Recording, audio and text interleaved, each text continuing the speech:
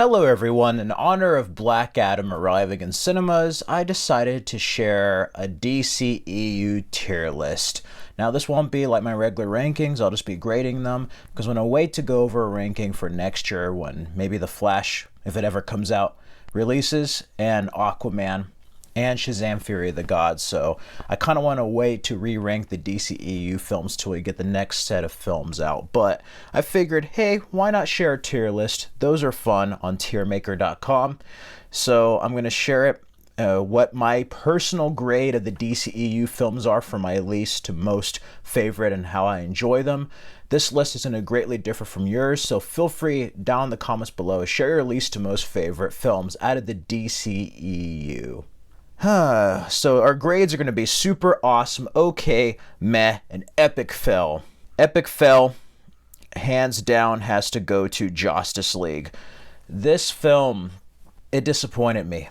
There are some moments that were entertaining that I liked, but you could tell that it was a Frankenstein of a movie and that there was a better movie hidden in there somewhere, and now we all know it's a Snyder Cut.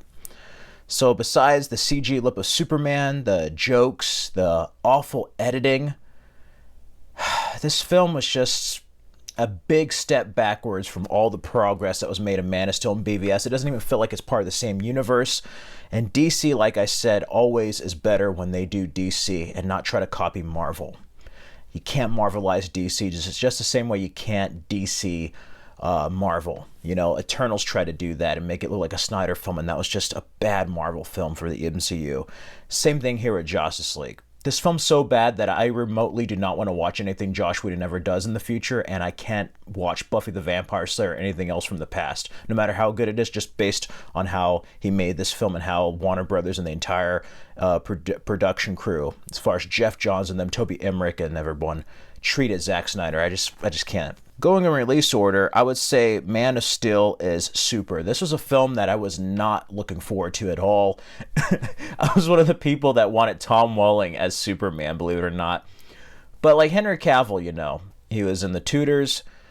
He did a great job here. He's almost the living embodiment of like what you see as the Superman from the comic books. If you look at the Alex Ross portraits, I mean, that's that Superman. Even though it's not in the Donnerverse, this does something different and brings Superman to the 21st century. This is Independence Day with Superman. It's a first contact story. Love Michael Shannon as General Zod. I wish he said Kneel before Zod, but Hans Zimmer's score is spectacular. Kevin Costner is great as Jonathan Kent. That's the one part I really do not like about this movie, even over the next snap. The next snap I can live with because Superman has killed before. But like him letting his father die. But that's a choice that also helps Kal-El in this incarnation because he's not going to make that mistake. He's going to save people regardless. So that's something that adds to the character. Amy Adams as Lois. You get Lawrence Fishburne as Perry White.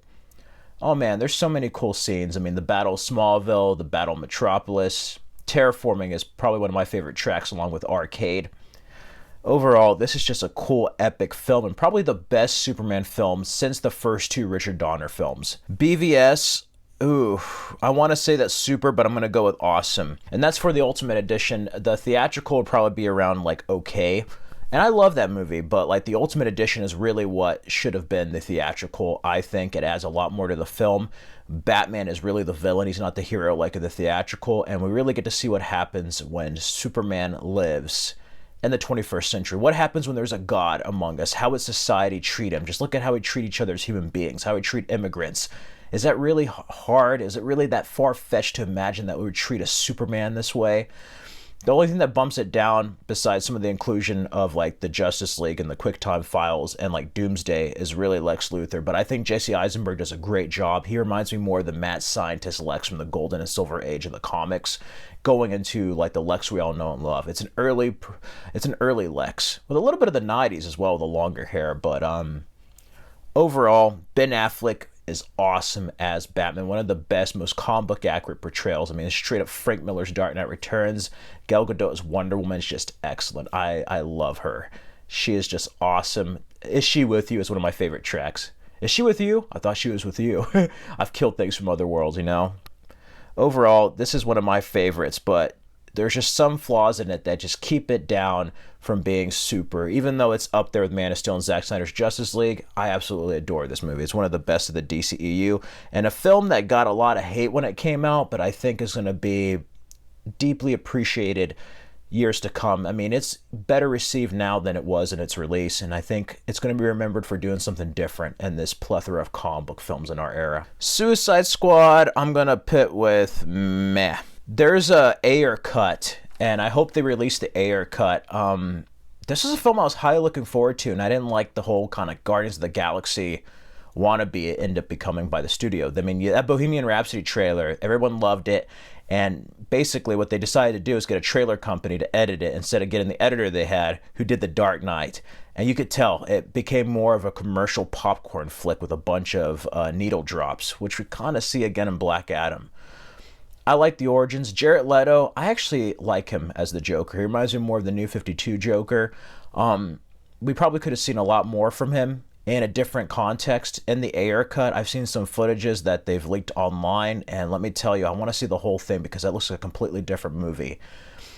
And I do love the darker tone of it compared to its sequel, but this is just a massive disappointment, and I really want to see an Ayer cut because I like the Suicide Squad, and I want two good Suicide Squad films. I don't think that's representing David Ayer's work, you know? The guy who wrote Training Day, the guy who directed Fury, this doesn't feel like that person, you know. And directors do sometimes make films that are different from the rest of their filmography, but something felt tampered with, like the theatrical version of BVS, and I don't think we've seen the actual version of Suicide Squad yet. After that, I'm gonna pit the first Wonder Woman as super. This is not a perfect film, but it's just so cool after almost 80 years seeing Wonder Woman have a freaking solo film.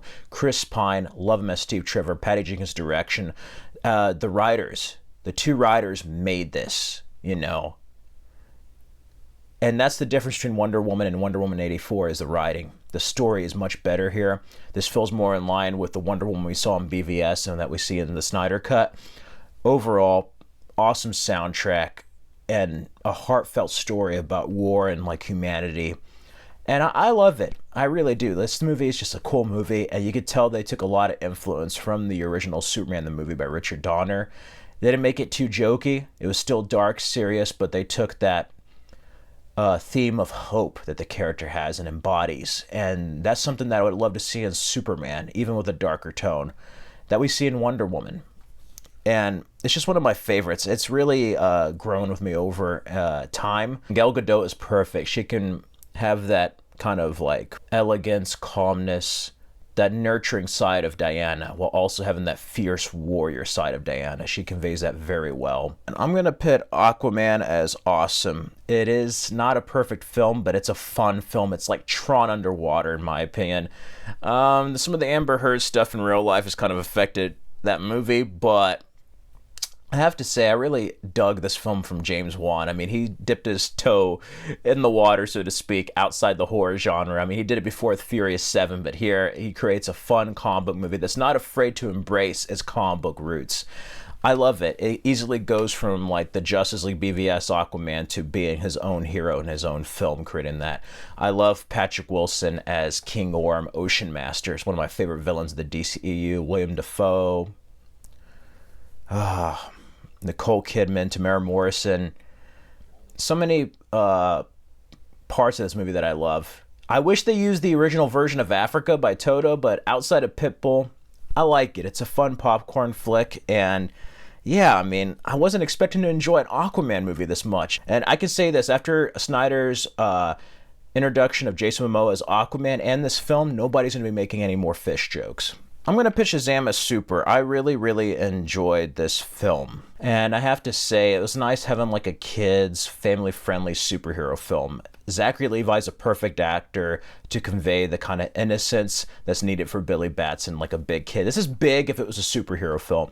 Wouldn't it be cool if we got John Cena or Alan Ritchson? Absolutely. But I think Zachary Levi does a good job.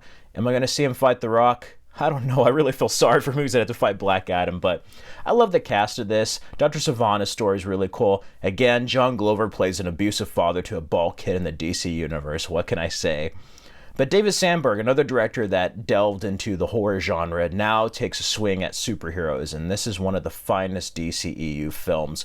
Much more low budget, but is strong on story, where a lot of these big budget tentpole films that either flopped or did a lot of business, they don't focus on the story as much in the characters, and this one does.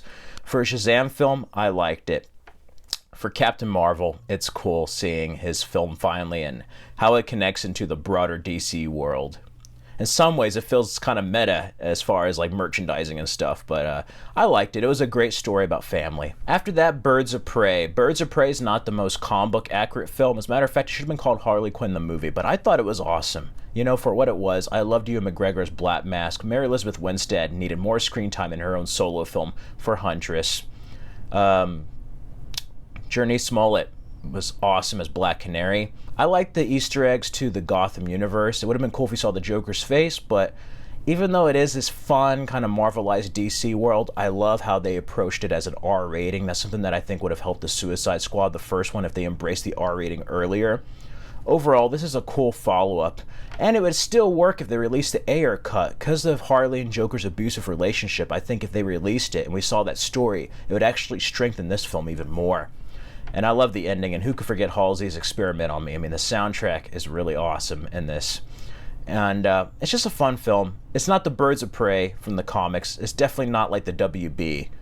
But I enjoy it for what it is, and it's a fun Harley Quinn film. Peacemaker, it would be awesome. To me, it's okay. It's just not for me, guys. I know a lot of people are going to be mad at that. I love Peacemaker. As far as a character, I love the Suicide Squad. That show, for me, even though it has some great like Invasion of the Body Snatcher themes, deep themes about like an abusive father, him being like a neo-Nazi, the supporting characters and some of the language really turned me off. And I don't mind language, but when it's like the F word every 5 seconds and the characters are very incompetent that work for Waller, it gets kind of annoying. It's okay if Peacemaker's like that, but every single character is almost like an adolescent. It's almost like, I don't even think a 14-year-old adolescent would laugh at all these dick and poop jokes. You know, like, it got on my nerves.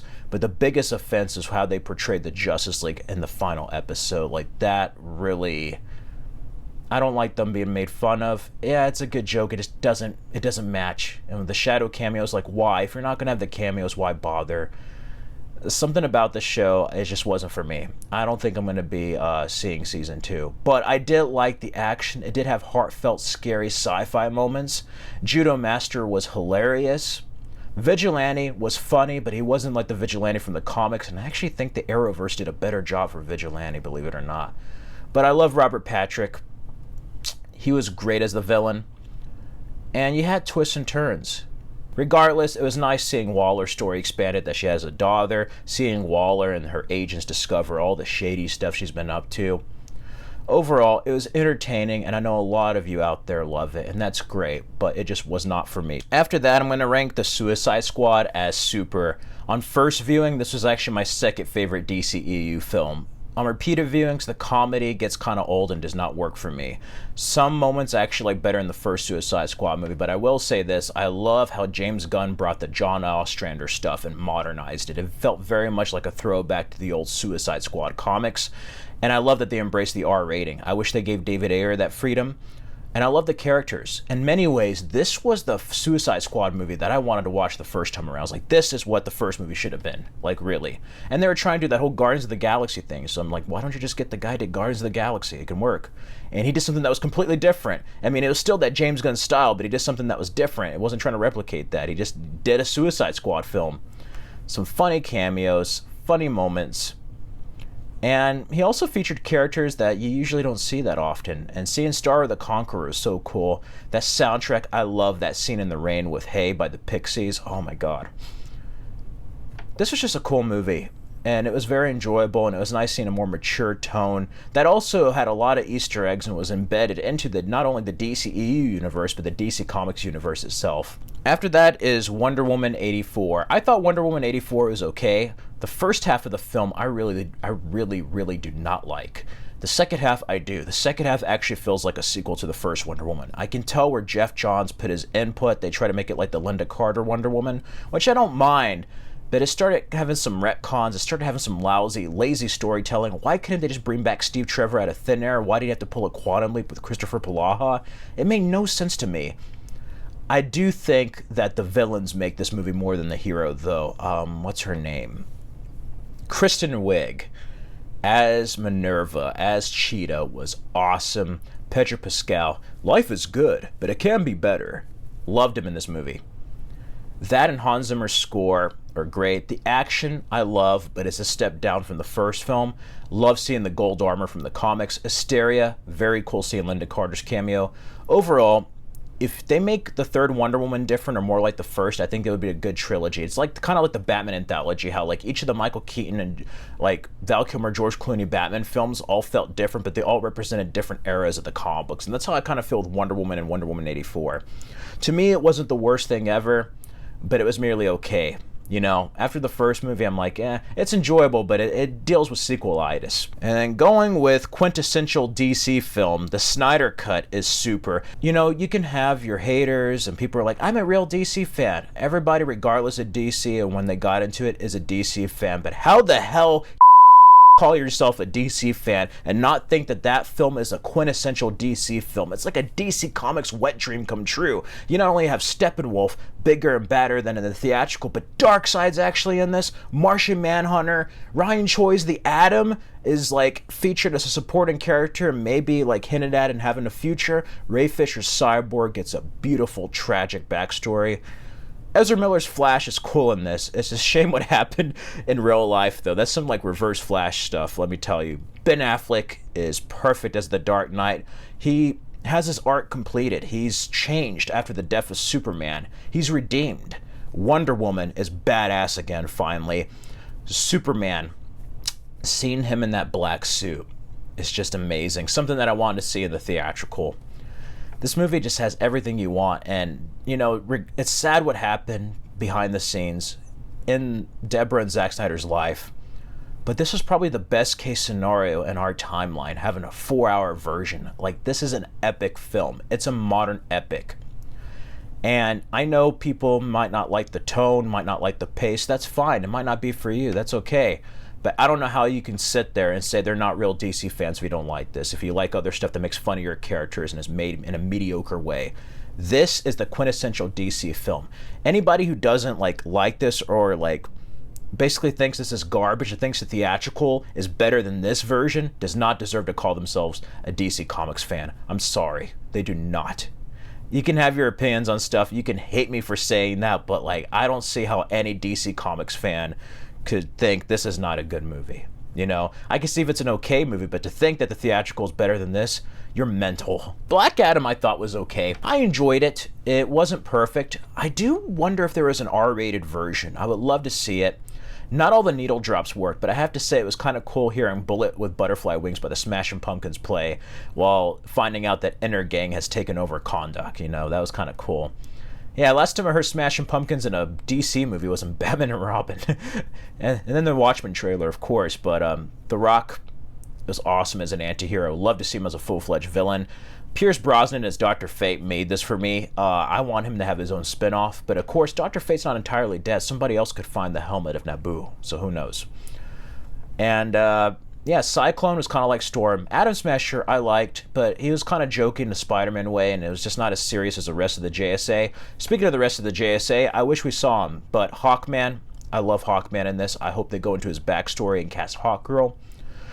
And overall, the family was good. It had a lot of comedy. You could tell they were trying to make it like a rock blockbuster with a little bit of Marvel, but I liked it for having that over-the-top action. Was it to the level of BVS, Man of Steel, and Wonder Woman, and Justice League? Hell no.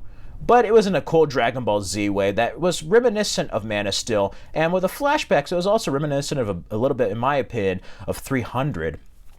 And it was just cool seeing the JSA and Black Adam make their big screen debut, and who could forget that after credits scene? Yeah, I have mixed feelings on the whole Waller situation, but I mean, that Superman, Henry Cavill's back.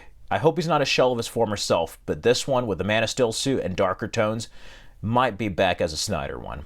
And who knows, maybe that leak is true about them erasing the sequels and keeping Man of Steel. I really hope that's not true. Unless there's like unless the reason why Wonder Woman and Wonder Woman 84 were so different is that we're going to have like a version of Crisis on Infinite Earths with the same actors in 2 different universes. Go all in just as Gods Among Us. I don't know. Anyway, that's my tier list of the DCEU films and my grading. It's not going to be everybody's grading. A lot of you are going to hate me. That's okay. Feel free to share your least to most favorite of the DCEU and share some DC Comics love in the comments. That's just a quick little tier list ranking. I will have a full ranking after some of the movies next year. We'll go back to the regular format. But in the meantime, you can check out my previous ranking and these other DC comic related videos. May everyone stay safe and healthy out there. Till next time.